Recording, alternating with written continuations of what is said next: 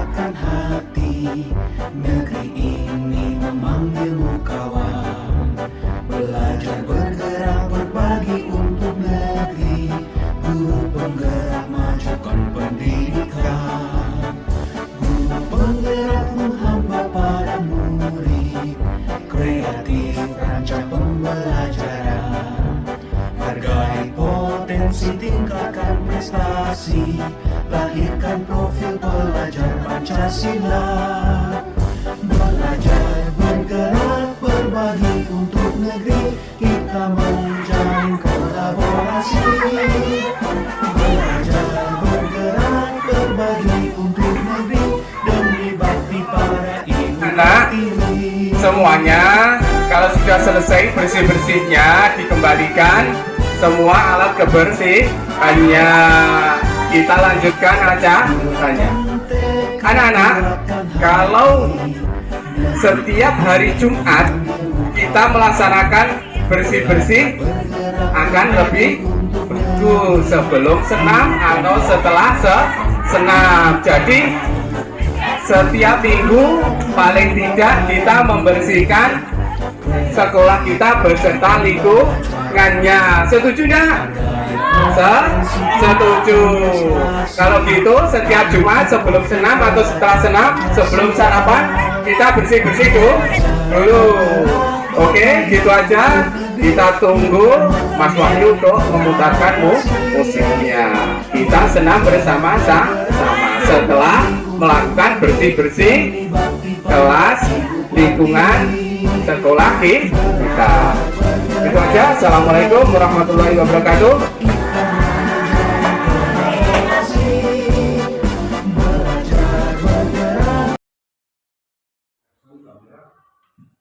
Bismillahirrahmanirrahim.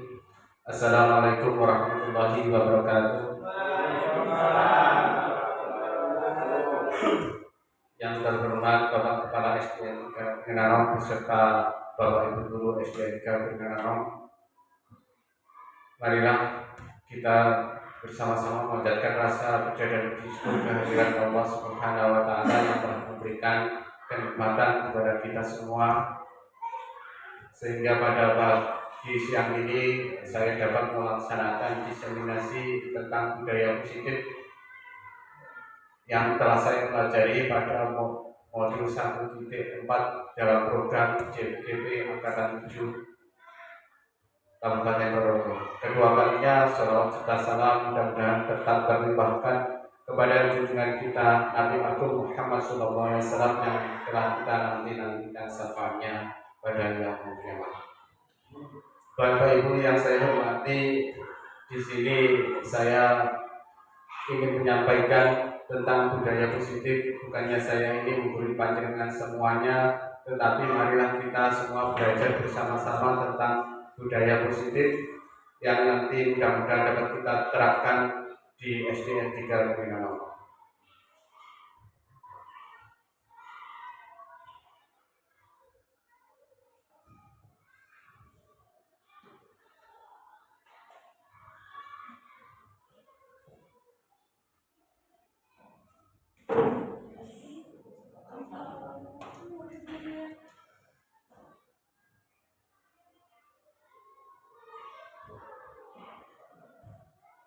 Dalam budaya positif ini nanti akan saya sampaikan ada beberapa pokok bahasan. Yang pertama yaitu perubahan paradigma, kemudian konsep disiplin positif dan motivasi. Yang ketiga yaitu keyakinan kelas, kemudian kebutuhan dasar manusia. Yang kelima yaitu posisi kontrol, serta yang terakhir atau yang keenam yaitu adalah segitiga restitusi.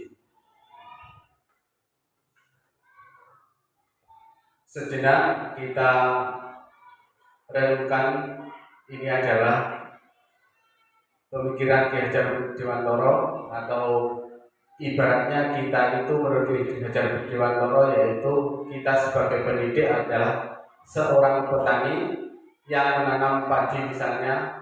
Kita hanya dapat menuntun kebunnya padi, ia dapat memperbaiki dengan jalan memperbaiki kondisi tanah, memelihara tanaman padi, memberi pupuk dan air, membasmi ulat-ulat dan jamur yang mengganggu hidup tanaman padi dan yang lainnya. Ini adalah pendapat Ki Hajar Dewantoro pada lampiran 1 dasar-dasar pendidikan keluarga tahun 1936. Ini Bapak Ibu, jadi sebagai pendidik kita itu diutamakan adalah menjadi seorang petani. Ibaratnya petani kita yang dapat menanam padi. Jadi kita itu mendidik anak-anak itu ibarat seorang petani. Kita tidak bisa mengubah anak tersebut menjadi yang lainnya. Di sini kalau petani menanam padi tidak mungkin mengubah padi tersebut menjadi jagung. Hanya dapat memelihara padi tersebut supaya tumbuh subur. Begitupun juga kalau kita mendidik seorang anak, berarti kita hanya dapat menuntun anak tersebut sesuai dengan kodrat yang telah dia miliki. Kita tidak bisa mengubah anak tersebut menyalahi kodratnya. Jadi itulah sekilas tentang pendapat Ki Hajar Dewantoro yang mengibaratkan kita sebagai seorang petani. Kemudian di sini ada sebuah pertanyaan, bisakah kita mengontrol seseorang? Bisa tidak? Bisa. Ya, gimana? Bisa kita mengontrol seseorang? Ada yang pendapat bisa, ada yang tidak. Dengan hipnotis. Kalau dengan hipnotis itu berarti kita berada di alam bawah sadar. Misalkan kalau kita berpendapat bisa mengontrol seseorang, kalau orang tersebut tidak mau kita suruh, apa kita bisa memaksa? Tentu tidak. Ya, ini kita lanjutkan. Dr. William Glasser dalam paparannya untuk meluruskan beberapa miskonsepsi tentang teori kontrol. Ini adalah pendapat Dr. William Glasser, yaitu ilusi tentang guru mengontrol murid. Kita berpendapat bahwa kita itu bisa mengatur murid, kita itu bisa mengontrol murid, tetapi sebenarnya kita tidak dapat memaksa murid untuk berbuat sesuatu jika murid tersebut memilih tidak melakukan. Kenapa? Semua perilaku itu memiliki tujuan. Itu adalah teori tentang ilusi mengontrol murid. Kemudian ilusi bahwa semua penguatan positif, efektif, dan bermanfaat. Dalam jangka waktu tertentu, kemungkinan murid tersebut akan menyadari dan mencoba untuk menolak rujukan kita, atau bisa jadi murid tersebut menjadi tergantung pada pendapat sang guru untuk berusaha.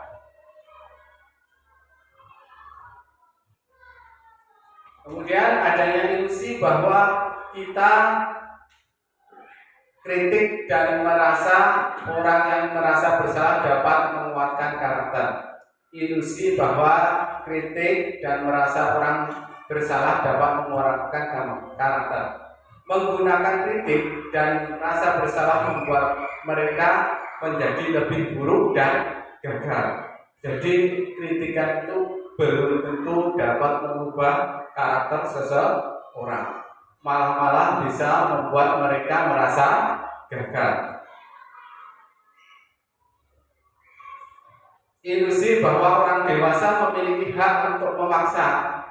Jadi kita sebagai guru yang lebih dewasa itu berhak untuk memaksa anak-anak atau murid kita. Itu adalah sebuah ilusi. Banyak orang dewasa yang percaya bahwa mereka memiliki tanggung jawab untuk membuat murid-murid berbuat hal-hal tertentu demi kemajuan. ini memaksa tidak efektif untuk jangka panjang. Jadi paksaan tersebut tidak efektif untuk jangka panjang. Mungkin murid-murid yang kita paksa untuk melakukan sesuatu itu mau melakukan saat itu, tetapi jangka panjangnya mereka tidak akan mau. Di sini yang pertama dari pokok bahasan tadi yaitu adalah perubahan paradigma. Di sini kita berusaha yaitu merubah paradigma dari stimulus respon menjadi teori kontrol. Di stimulus respon yaitu kita mencoba mengubah orang agar berpandangan sama dengan kita. Tetapi menurut teori kontrol, kita harus sadar bahwa kita berusaha memahami pandangan orang lain tentang dunia. Itu berbeda. Jadi kalau kita beranggapan dulu bahwa orang itu mempunyai pandangan yang sama dengan kita. Kita kalau menurut teori kontrol kita berusaha memahami pandangan orang lain. Kemudian perilaku buruk dapat dilihat sebagai suatu kesalahan. Pada teori kontrol, semua perilaku tersebut adalah memiliki tujuan. Orang melakukan kesalahan itu ada tujuannya. Kemudian saya bisa mengontrol orang lain. Orang lain bisa mengontrol saya dalam stimulus respon. Dalam teori kontrolnya yaitu hanya Anda yang bisa mengontrol diri Anda sendiri. Jadi tidak ada orang yang bisa mengontrol diri Anda kecuali Anda mau dikontrol atau mau menuruti apa yang diminta oleh orang tersebut sehingga orang tersebut dapat mengontrol Anda. Kemudian saya bisa mengontrol orang lain. Ini kebalikan dari yang atas. Anda tidak bisa mengontrol orang lain. Kemudian pada stimulus respon, pemaksaan ada pada saat bujukan gagal. Di teori kontrol yaitu kolaborasi dan konsensus menciptakan pilihan-pilihan yang baru. Pada stimulus respon yaitu model berpikir menang kalah. Kalau pada teori kontrol kita harus sadar atau berubah bahwa model berpikir yaitu menang dan menang. Kalau di stimulus respon yaitu berpikir ada yang menang, ada yang kalah. Kalau di teori kontrol model berpikirnya adalah menang dan menang. Untuk membangun budaya yang positif, sekolah perlu menyediakan lingkungan yang positif, aman dan nyaman agar murid-murid mampu berpikir, bertindak dan mencipta dengan merdeka, mandiri dan bertanggung jawab. Unsur utama terwujudnya budaya positif yaitu dengan disiplin positif.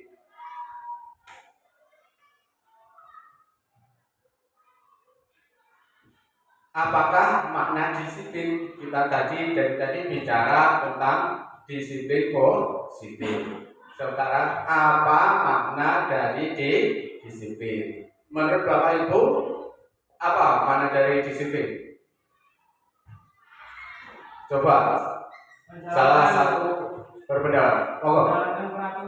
Menjalankan peraturan itu adalah makna disiplin. Ada lagi pendapat yang lain? Sementara itu yaitu disiplin erat kaitannya dengan peraturan.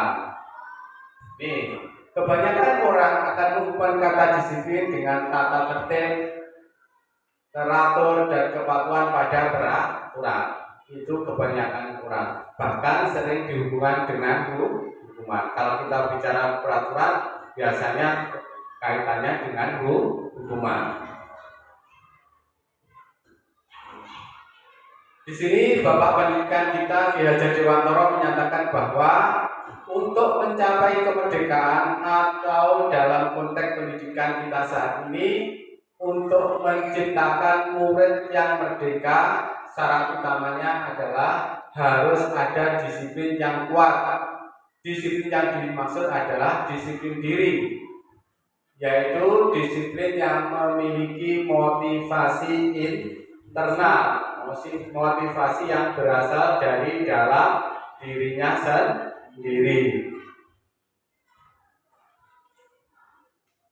Di sini disiplin diri juga mempelajari bagaimana cara kita mengontrol diri dan bagaimana menguasai diri untuk memilih tindakan yang mengacu pada nilai-nilai yang kita hargai. Dengan kata lain, seorang yang memiliki disiplin diri berarti mereka bisa bertanggung jawab terhadap apa yang dilakukan karena mereka mendasarkan tindakan mereka pada nilai-nilai kebajikan universal.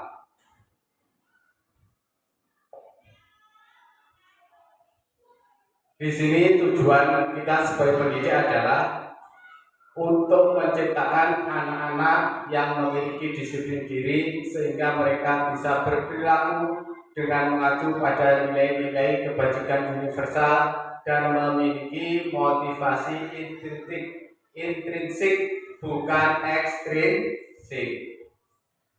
Itu adalah tujuan kita sebagai pendidik.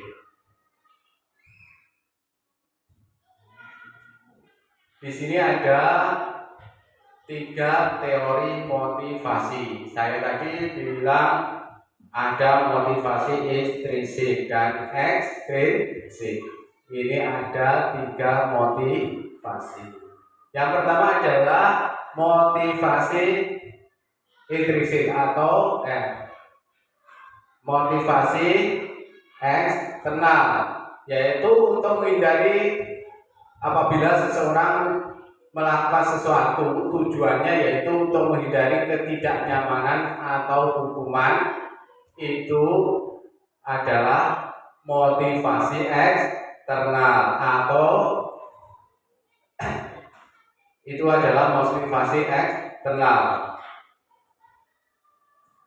atau motivasi ekstrinsik. Kemudian yang kedua yaitu apabila seseorang melakukan sesuatu itu untuk mendapatkan imbalan dari orang lain atau institusi, entah itu sekolah atau sebuah lembaga, itu juga merupakan motivasi eksternal. Kemudian yang ketiga yaitu apabila seseorang tersebut melakukan sesuatu itu untuk menghargai dirinya sendiri, menjadi insan sesuai dengan harapan kita, yaitulah yang menjadi atau yang merupakan motivasi internal yang menjadi tujuan dari disiplin positif.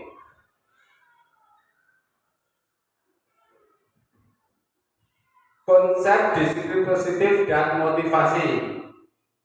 Di sini tujuan disiplin positif adalah menanamkan motivasi yang ketiga. Yang ketiga yang mana? Yang tadi yang saya jelaskan di awal. Yang internal. Yang ketiga yang dimaksud di sini adalah ini. Yang ketiga, motivasi internal, yaitu seseorang yang melakukan sesuatu untuk menghargai dirinya sendiri. Itu merupakan motivasi internal. Tujuan disiplin positif adalah menanamkan motivasi yang ketiga, yaitu motivasi internal pada murid-murid kita, yaitu untuk menjadi orang yang mereka inginkan dan menghargai diri sendiri dengan nilai-nilai yang mereka percaya. Ketika murid-murid kita memiliki motivasi tersebut, mereka telah memiliki motivasi yang intrinsik yang berdampak jangka panjang. Motivasi yang tidak akan terpengaruh oleh adanya hukuman dan hadiah. Jadi kalau seorang murid itu sudah mempunyai motivasi intrinsik yang berasal dari dalam dirinya, itu dia misalkan belajar tidak karena takut sama bapak ibu guru atau berusaha untuk mendapatkan hadiah supaya juara, tidak, yaitu nanti akan menjadi seorang pembelajar yang sepanjang hayat. Mereka akan tetap berperilaku baik dan berlandaskan nilai-nilai kebajikan karena mereka ingin menjadi orang yang menjunjung tinggi nilai-nilai yang mereka hargai. Jadi tujuan kita yaitu menumbuhkan motivasi intrinsik kepada anak didik kita. Nih, bagaimana cara kita sebagai guru untuk menanamkan disiplin positif ini, menanamkan pada murid-murid kita? Bagaimana? Yaitu dengan keyakinan kelas. Salah satu caranya yaitu dengan keyakinan kelas. Mengapa keyakinan kelas? Bukan peraturan saja. Di sini gambar Rano Karno. Saya pilih yang ganteng, Bu. Kalau saya gambar saya nanti kan kurang menarik.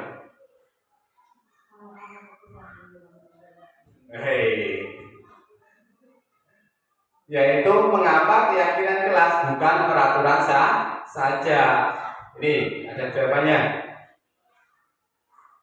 Ini ada ilustrasi. Mengapa ada peraturan harus menggunakan helm bila mengendarai kendaraan roda 2? Mengapa ada peraturan 3M? Menggunakan masker, mencuci tangan, dan menjaga jarak 1,5 meter. Mengapa harus datang tepat waktu pada saat mengikuti pelajaran? Itu ada beberapa pertanyaan untuk menjawab mengapa keyakinan kelas bukan peraturan saja. Yaitu apa? Untuk mendukung motivasi intrinsik kembali ke nilai-nilai atau keyakinan lebih tersebut menggerakkan seseorang dibandingkan mengikuti serangkaian peraturan-peraturan. Di sini mengapa ada peraturan harus menggunakan helm bila mengendarai kendaraan roda 2? Mengapa? Itu peraturan atau orang menggunakan helm itu sesuai dengan peraturan atau sesuai dengan kebutuhan menurut keyakinan dia? Kebutuhan. Berarti butuh apa kalau menggunakan helm? Butuh selamat. Keselamatan merupakan sebuah nilai-nilai universal yang kita yakini. Mengapa ada peraturan 3M? Pada saat COVID ini kita melaksanakan 3M untuk kebutuhan. Butuh apa?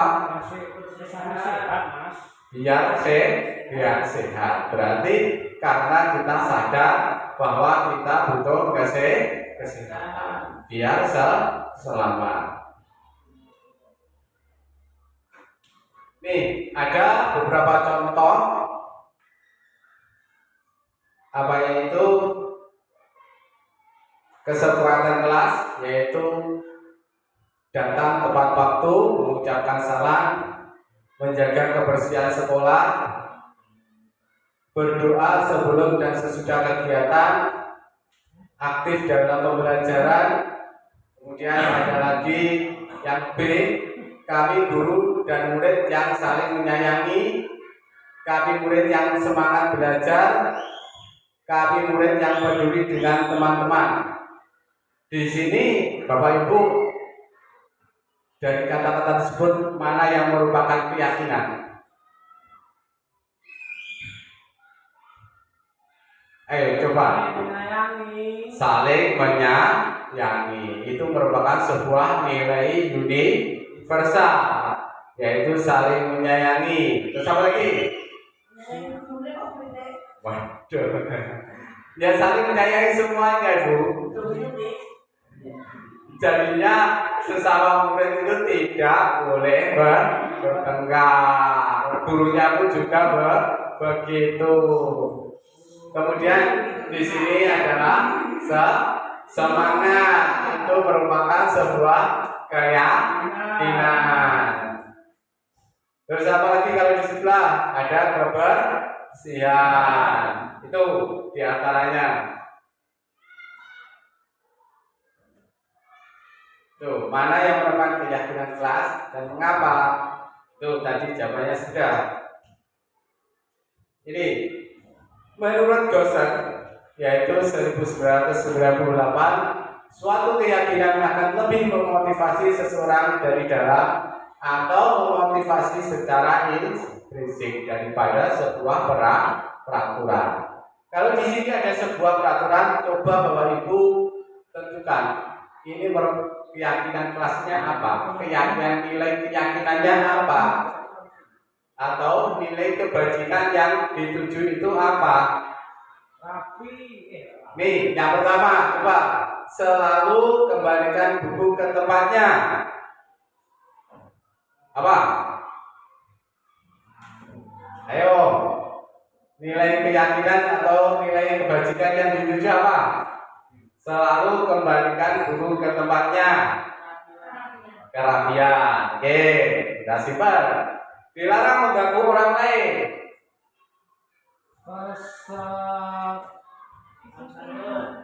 Apa? Disiplin. Dilarang mengganggu orang lain. Disiplin. Ada lagi? Apa? Nilai yang dituju? Keamanan. Kenyamanan. Yang kita simpan. Ini. Hadir di sekolah 15 menit sebelum pembelajaran dimulai. Apa? Disiplin. Komitmen masuk, Mas. Komitmen masuk. Oke, disimpan aja. Dilarang melakukan kekerasan. Kasih sayang. Apalagi yo? Ada? Dilarang menggunakan narkoba. Kesehatan. Bergantian atau menunggu giliran. Disiplin. Gunakan masker. Kesehatan. Jangan berlari di kelas atau koridor. Takut jatuh. Nah, kita lihat ini. Selalu kembalikan buku ke tempatnya. Berarti ada yang kita tuju adalah bentuk tanggung jawab. Kita mengembalikan buku ke tempat tersebut. Berarti nilai yang kita tuju adalah tanggung jawab. Kemudian dilarang mengganggu orang lain, yaitu apa? Menghormati orang lain dan diri sendiri. Kemudian hadir di sekolah 15 menit sebelum pembelajaran dimulai, yaitu menghormati orang lain, komitmen pada tujuan atau berkomitmen. Keselamatan menghormati, dilarang melakukan kekerasan, yaitu keyakinan kelasnya yaitu keselamatan atau menghormati orang lain. Kemudian dilarang menggunakan narkoba, yaitu kesehatan. Bergantian atau menunggu giliran, menghormati orang lain. Dan ada juga lagi kesabaran. Gunakan masker, kesehatan, keselamatan. Jangan berlari di kelas atau koridor. Yang kita tuju adalah keselamatan atau keamanan. Di sini Bapak Ibu dengan adanya untuk menumbuhkan disiplin positif di lingkungan sekolah, kita perlu membentuk adanya keyakinan kelas. Kenapa? Keyakinan kelas bersifat lebih abstrak daripada peraturan yang lebih rinci dan konkret. Kenapa harus keyakinan kelas? Itulah jawabannya. keyakinan kelas berupa pernyataan universal. Pernyataan keyakinan kelas senantiasa dibuat dalam bentuk positif.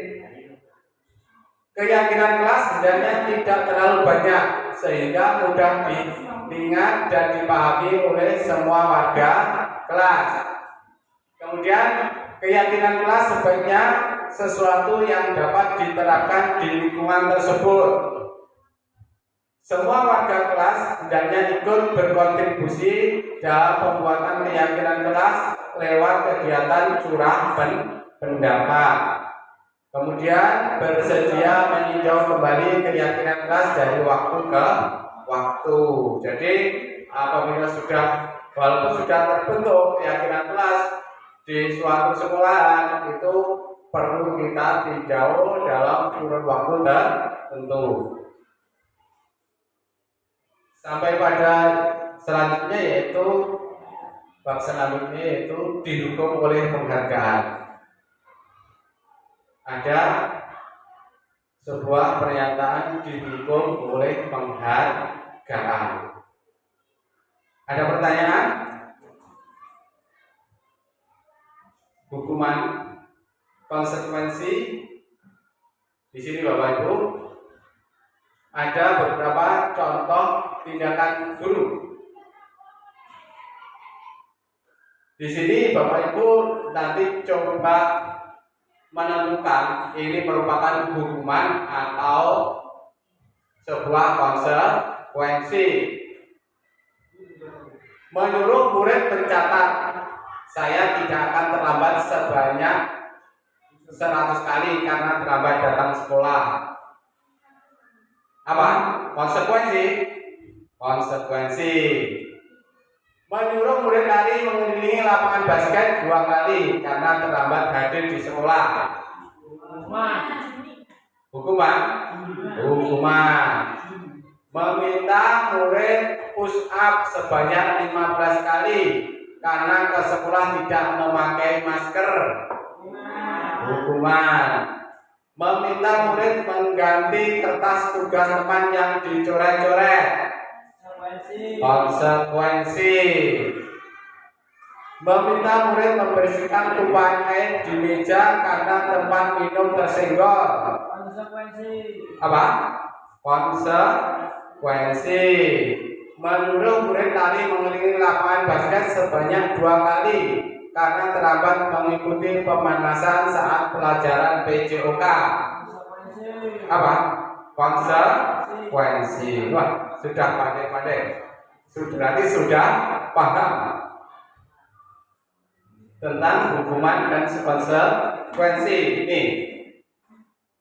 Menyuruh murid mencatat, saya tidak akan terlambat sekolah lagi sebanyak 100 kali, walaupun karena terlambat datang ke sekolah itu adalah sebuah hukuman. Menyuruh murid lari mengelilingi lapangan basket 2 kali karena terlambat hadir di sekolah juga merupakan hukuman. Meminta murid push up sebanyak 15 kali karena ke sekolah tidak memakai masker itu juga merupakan hukuman. Meminta murid mengganti kertas tugas teman yang dicoret-coret merupakan sebuah konsekuensi. Kemudian meminta murid membersihkan tumpahan air di meja karena tempat minum tersenggol juga merupakan konsekuensi. Meminta murid tidak mengenakan sepatu seharian di sekolah karena sepatu tidak berwarna hitam merupakan sebuah hukuman. Kemudian menyuruh murid lari mengelilingi lapangan basket sebanyak 2 kali karena terlambat ikut pemanasan saat pelajaran PJOK merupakan sebuah konsekuensi. Di sini tadi sudah menentukan, berarti sudah banyak paham. Tapi saya akan jelaskan perbedaan hukuman dan konsekuensi. Hukuman yaitu sesuatu yang menyakitkan yang harus terjadi. Kalau konsekuensi itu sesuatu harus terjadi. Kalau hukuman yaitu membuat anak sakit baik secara fisik maupun hati untuk jangka waktu yang lama. Sementara konsekuensi membuat anak menjadi tidak nyaman dalam jangka waktu yang pendek. Kemudian anak membenci kedisiplinan, itu pada hukuman. Pada konsekuensi yaitu anak menghargai disiplin. Kalau di hukuman itu merupakan paksaan. Kalau konsekuensi merupakan stimulus tanggapan. Pada hukuman itu mendorong anak untuk menyakiti dirinya sendiri. Kalau pada konsekuensi yaitu mendorong anak agar mudah menyesuaikan diri. Kemudian pada hukuman konsep diri yang buruk. Kalau pada konsekuensi merupakan konsep diri yang baik. Pada hukuman anak belajar untuk menyembunyikan kesalahan. Tapi pada konsekuensi anak belajar untuk mematuhi peraturan. Kemudian di dalam hukuman marah, rasa bersalah, dipermalukan, merasa tidak dihargai. Tetapi pada konsekuensi anak akan kehilangan hak, dibuat tidak nyaman, diasingkan untuk sementara. Jadi hanya sementara saja. Di sini ada sebuah pernyataan dari Alfikon, yaitu saat kita berulang kali menjanjikan hadiah kepada anak-anak agar berperilaku tanggung jawab, atau kepada seorang murid agar mempelajari sesuatu yang baru, atau kepada seorang karyawan agar melakukan pekerjaan yang berkualitas, kita sedang berasumsi mereka tidak dapat melakukannya atau mereka tidak akan memilih untuk melakukannya. Itu adalah ada sebuah pernyataan dari Al-Fiqh. Tadi di depan saya menuliskan dihukum oleh penghargaan. Itu tadi. Ini kenapa dihukum oleh penghargaan? Pengaruh jangka pendek dan jangka panjang. Penghargaan itu pengaruh jangka pendek dan jangka panjangnya apa? Ini penghargaan efektif jika kita menginginkan seseorang melakukan sesuatu yang kita inginkan, tetapi dalam jangka waktu pendek. Kita menyuruh anak untuk lebih giat belajar supaya mendapatkan nilai yang baik. Dia akan belajar, tapi dalam jangka waktu yang pendek. Jika kita menggunakan penghargaan lagi dan lagi, maka orang tersebut akan bergantung pada penghargaan yang diberikan serta kehilangan motivasi dari dalam. Apabila kita memberikan kepada anak sebuah penghargaan atau hadiah, dia akan terus kita kasih hadiah dan hadiah lagi dan lagi, maka orang tersebut akan bergantung pada penghargaan atau hadiah yang kita berikan, serta mereka akan kehilangan motivasi dari dalam. Yang ada adalah motivasi ekstrinsik. Jika kita mendapatkan penghargaan untuk melakukan sesuatu yang baik, maka selain kita senantiasa berharap mendapatkan penghargaan tersebut, kita pun menjadi tidak menyadari tindakan baik yang kita lakukan. Tuh. Penghargaan tersebut tidak efektif. Kenapa dihukum oleh penghargaan? Karena penghargaan tersebut sebenarnya tidak efektif. Suatu penghargaan adalah suatu benda atau peristiwa yang diinginkan, yang itu dibuat dengan persyaratan. Syarat mendapatkan penghargaan adalah misalkan menjadi juara, memenangkan sebuah perlombaan, itu akan mendapat penghargaan. Hanya jika Anda melakukan hal ini, maka Anda akan mendapatkan penghargaan yang diinginkan. Syaratnya adalah itu prasyaratnya. Jika saya mengharapkan sesuatu penghargaan dan tidak mendapatkannya, maka saya akan kecewa dan berkecil hati, serta kemungkinan lain kali saya tidak akan berusaha sekeras sebelumnya. Allah, ternyata saya gagal. Jadi semangatnya menjadi turun karena tidak mendapatkan apa yang diinginkan. Jika kita memberikan seseorang suatu penghargaan untuk melakukan sesuatu, maka kita harus terus-menerus memberikan penghargaan itu. Jika kita ingin orang tersebut meneruskan perilaku yang kita inginkan. Orang yang berusaha berhenti merokok atau orang yang berusaha diet menguruskan badan, bila diberi penghargaan hampir pasti tidak berhasil. Nih, kenapa dihukum oleh penghargaan? Karena penghargaan tersebut ternyata merusak hubungan. Ketika seseorang diberi penghargaan atau dipuji di depan orang banyak, maka yang lain akan merasa iri. Dan sebagian dari mereka akan tidak menyukai orang yang diberi penghargaan tersebut karena timbul sifat iri dari yang lainnya yang tidak mendapatkan penghargaan, yang tidak mendapatkan pujian. Jika seseorang guru sering memberikan penghargaan kepada murid-muridnya, besar kemungkinan murid-muridnya termotivasi hanya untuk menyenangkan gurunya saja. Mereka tidak akan bersikap jujur kepada guru tersebut. Penghargaan menciptakan persaingan di dalam kelas, dan persaingan menciptakan kecemasan.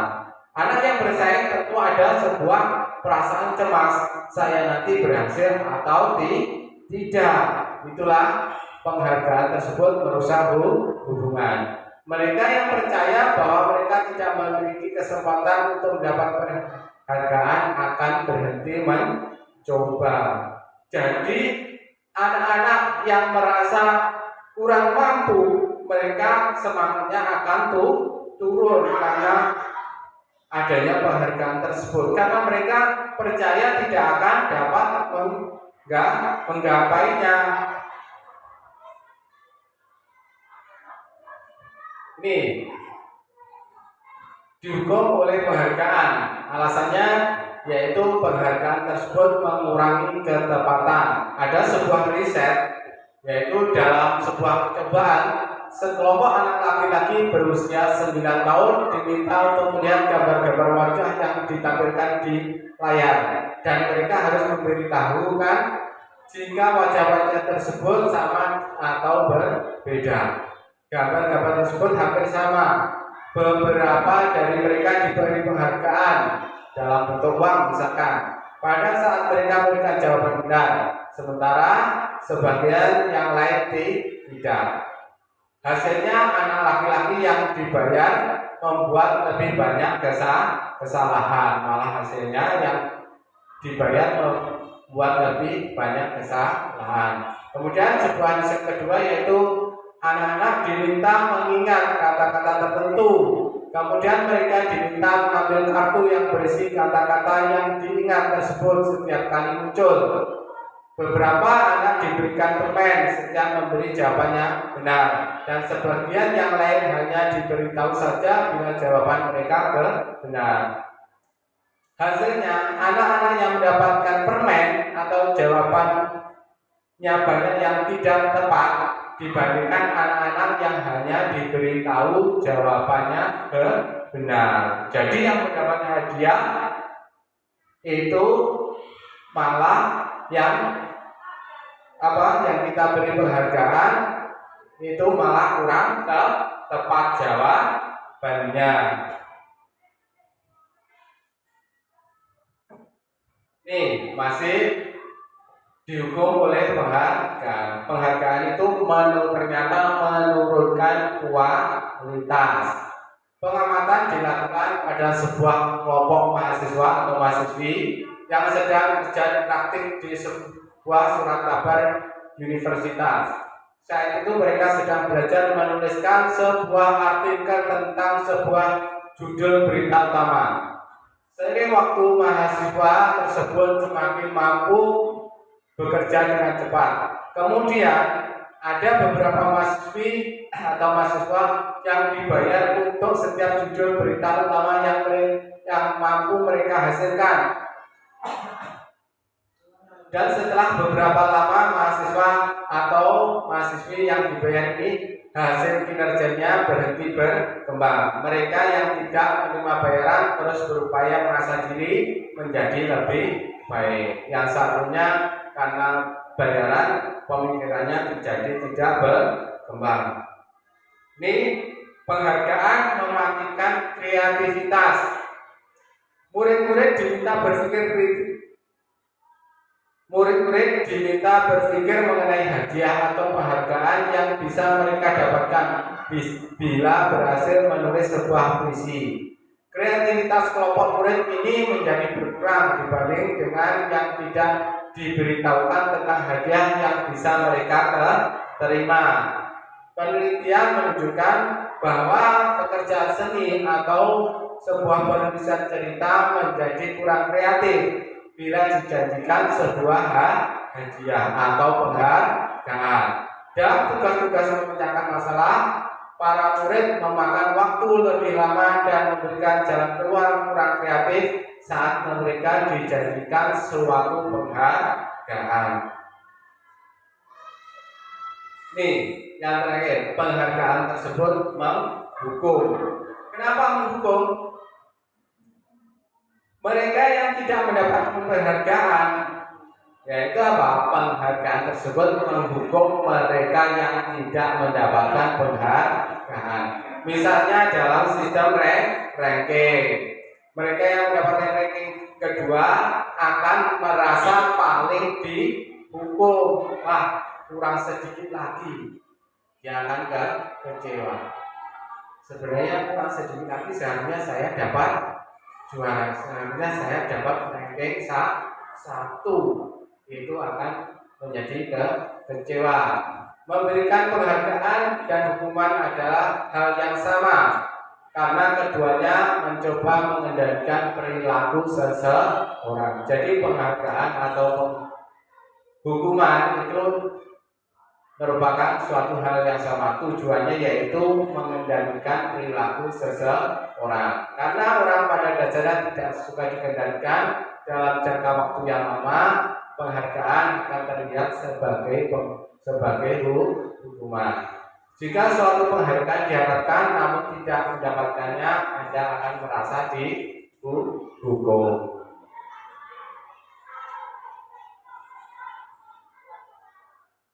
Motivasi dari dalam diri atau motivasi intrinsik. Saat seorang anak belajar untuk pertama kali menggabungkan huruf-huruf dan kata-kata serta menyadari bahwa ia dapat membaca, timbul pijar dalam mata dan sebuah senyum di wajahnya. Anak tersebut begitu gembira bahwa ia telah mempelajari dan menguasai suatu keterampilan baru.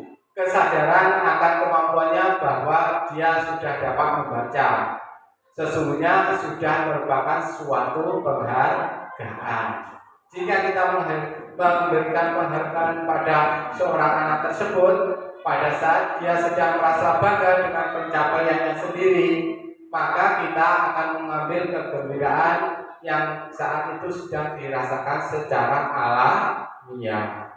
Itu alasan dihukum oleh penghargaan. Ini Bapak Ibu, ada sebuah kasus Ibu Retno, guru kelas 5, sedang bingung menghadapi ulah salah satu murid di kelasnya, yaitu Doni. Beberapa anak di kelas telah datang padanya dan mengeluhkan Doni yang seringkali meminta bekal makan siang mereka dengan paksa. Menurut Anda, kira-kira apa alasan Doni melakukan hal itu? Yang kedua, jika Anda menghadapi situasi seperti Ibu Retno, apa yang akan Anda lakukan? Gimana Bapak Ibu? Menurut panjenengan semua, kira-kira apa alasan Doni mengambil bekal makan siang teman-temannya? Lapar. Berarti Doni merasa lapar. Jika Bapak Ibu segoni nasinya pagi habis, orang tuanya tidak memberikan bekal. Jika Anda menghadapi situasi seperti ini, Bu Retno, apa yang akan Anda lakukan? Diberikan. Bagus. Betul, kalau setiap hari ada berikan atau ada marahi. Kalau dapat laporan, diberikan setiap hari nasi pecel. Sementara yang dirampas bukan nasi pecel. Kalau tidak mau, berdiam. Dipaksa. Ayo, apa yang akan Anda lakukan? Dinasehati. Nih, lanjutnya. Itu adalah ilustrasi tentang doi tersebut. Berarti apa? Berusaha memenuhi kebutuhan di hidupnya, kebutuhan di dirinya. Berikut adalah kebutuhan dasar manusia. Ada 4 kebutuhan dasar manusia. Yang pertama adalah kesenangan, cinta dan kasih sayang, penguasaan dan kebebasan. Itu adalah 5 kebutuhan dasar manusia. Di sini kebutuhan manusia yaitu 5 kebutuhan dasar, yaitu kebutuhan bertahan hidup, yaitu merupakan salah satu contohnya yaitu kesehatan, rumah dan makanan. Kemudian cinta dan kasih sayang, yaitu contohnya yaitu untuk diterima orang lain dan koneksi sosialnya atau diterima dalam sebuah masyarakat. Kebutuhan penguasaan contohnya yaitu pengakuan atas kemampuan. Kemudian kebutuhan kebebasan contohnya yaitu kemandirian, bebas memilih. Kemudian kesenangan yaitu merasa senang dan tertawa. Itu adalah contoh 5 kebutuhan dasar manusia. Kemudian kita lanjutkan pada pokok bahasan yang selanjutnya, yaitu posisi kontrol kita sebagai guru. Menurut Diana Dosen, ada 5 posisi kontrol yang diterapkan seorang guru, orang tua ataupun atasan dalam melakukan kontrol. Kelima posisi kontrol tersebut yaitu adalah penghukum, pembuat orang bersalah, teman, monitor atau pemantau, dan manajer. Pada posisi kontrol penghukum, biasanya yang sering diucapkan oleh Bapak Ibu guru yaitu patuhi aturan saya atau awas. Karena apa? Dia hanya percaya dengan cara dia sendiri. Kamu selalu saja salah. Selalu yang terakhir selesai. Itu adalah penghukum.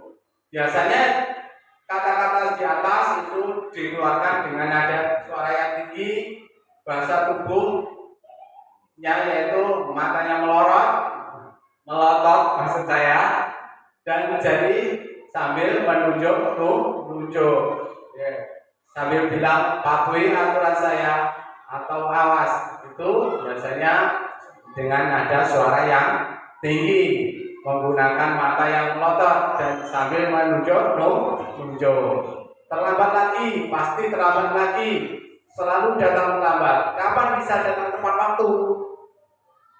Kemudian kalian Bapak Ibu bisa menanyakan pada Bapak Ibu sendiri, bagaimana perasaan murid bila Bapak Ibu guru berbicara seperti itu pada saat muridnya datang terlambat.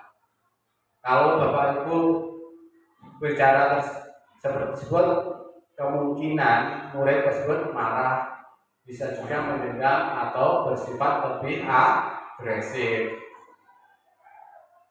Di sini kemudian posisi kontrol yang kedua yaitu membuat orang bersalah. Ibu sangat kecewa sekali dengan kamu. Berapa kali Bapak harus memberitahu kamu ya? Gimana coba kalau orang tua kamu tahu kamu berbuat begini?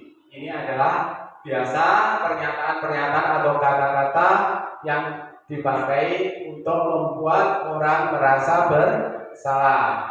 Biasanya menggunakan nada memelas, halu, sedih, atau menggunakan bahasa tubuh yang merapat pada anak yang lesu. Hasilnya, murid akan merasa bersalah telah mengecewakan ibu atau bapak gurunya. Murid tertekan seperti inilah yang tiba-tiba bisa meletus amanahnya dan bisa menyakiti diri sendiri atau orang lain. Ini pada posisi kontrol membuat orang merasa bersalah. Efeknya juga tidak bagus pada murid. Kemudian posisi kontrol sebagai teman. Biasa kata-kata yang digunakan adalah ayo bantulah demi bapak ibu ya. Ayo ingat tidak bapak, bantuan bapak selama ini. Ya sudah kali, ini tidak apa-apa, nanti ibu bantu bereskan. Biasanya menggunakan nada suara yang ramah, akrab, dan bercanda. Bahasa tubuhnya yaitu pada murid mata dan senyum jenaka. Orang seperti ini sambil berbicara akan merapatkan pada murid. Adik, ayolah bantu. Bagaimana sih kamu? Kemarin kamu sudah janji ke bapak, bukan? Kenapa terlambat lagi? Sambil tertawa ringan. Ya sudah, tidak apa-apa. Duduk dulu di sana, nanti Pak Guru bantu. Sambil senyum. Dari hasil ini, murid akan merasa senang dan akrab dengan guru. Ini termasuk dampak yang positif. Hanya saja di sisi negatif, murid menjadi tergantung pada guru tersebut. Karena bapak guru yang lain belum tentu memposisikan diri sebagai teman. Yang keempat yaitu adalah sebagai monitor atau pemantau. Peraturannya apa? Apa yang telah kamu lakukan? Sanksi atau konsekuensinya apa? Seorang pemantau sangat mengandalkan perhitungan, catatan, atau data yang dapat digunakan sebagai bukti atas perilaku seseorang.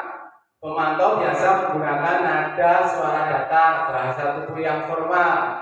Di sini hasilnya murid memahami konsekuensi yang harus dijalankan karena telah melanggar salah satu peraturan sekolah. Itu hasilnya.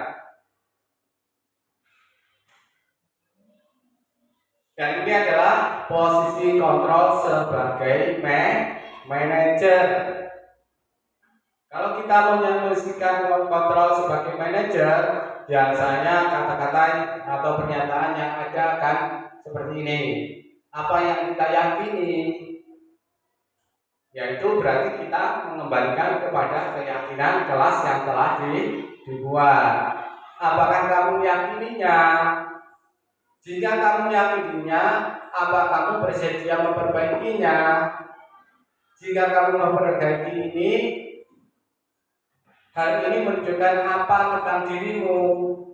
Apa rencana kamu untuk memperbaiki hal ini? Itulah kata-kata atau pernyataan yang dilakukan seorang manajer. Biasanya menggunakan suara yang halus, bahasa tubuh yang tidak kaku sambil mendekat ke murid. Inilah posisi kontrol yang seharusnya dijalankan oleh Bapak Ibu guru semuanya.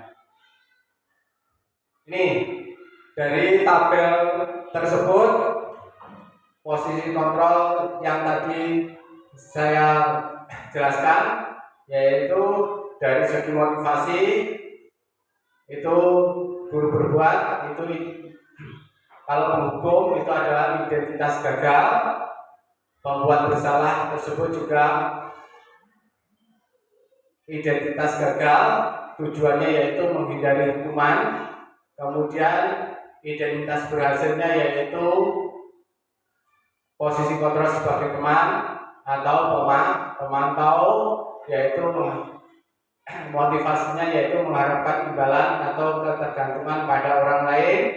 Kalau identitas berhasil atau sukses yaitu menghargai diri sendiri, itu motivasinya yaitu adalah sebagai manajer. Jadi tadi sudah saya jelaskan tentang kata-kata dan lainnya. Kita lanjut.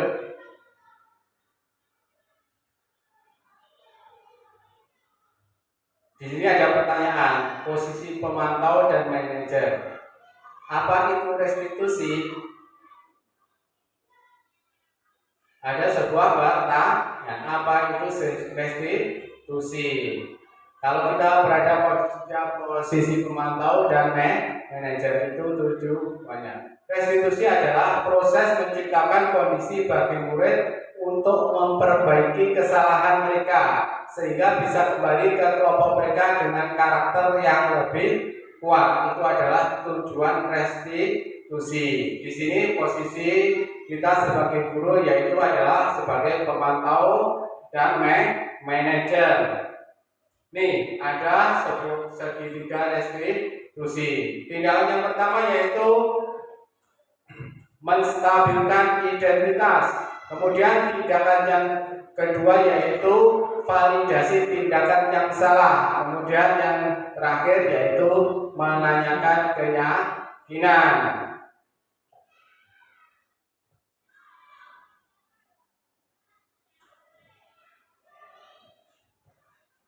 Di sini salah satu tindakan yaitu menstabilkan identitas, itu tujuannya yaitu untuk membuat anak yang merasa gagal karena berbuat salah menjadi positif bagi dirinya. Ada beberapa contoh kata-kata guru di sini untuk menstabilkan identitas yaitu adalah berbuat salah itu tidak apa-apa. Tidak ada manusia yang sempurna. Saya juga pernah melakukan kesalahan seperti itu. Kita bisa menyelesaikan ini. Bapak Ibu tidak tertarik mencari siapa yang salah, tetapi Bapak Ibu ingin mencari solusi dari permasalahan ini. Kamu berhak merasa begitu. Apakah kamu sedang menjadi teman yang baik buat dirimu sendiri? Itu adalah kata-kata untuk menstabilkan identitas bagi murid yang berbuat salah. Kemudian yang langkah yang kedua yaitu dalam segitiga restitusi yaitu adalah validasi kebutuhan. Ini tujuannya yaitu membantu murid mengenali kebutuhan dasar yang ingin dipenuhi ketika melakukan kesalahan. Pada dasarnya setiap tindakan manusia itu memiliki tujuan, yaitu untuk memenuhi kebutuhan dasar, yaitu yang berupa penguasaan, kebebasan, kasih sayang, dan rasa diterima, kesenangan dan atau bertahan di hidup. Kata-kata yang bisa digunakan dalam validasi kebutuhan adalah, padahal kamu bisa melakukan hal yang lebih buruk dari ini ya. Kamu pasti punya alasan mengapa melakukan hal itu. Kamu patut bangga pada dirimu sendiri karena kamu telah melindungi sesuatu yang penting buatmu.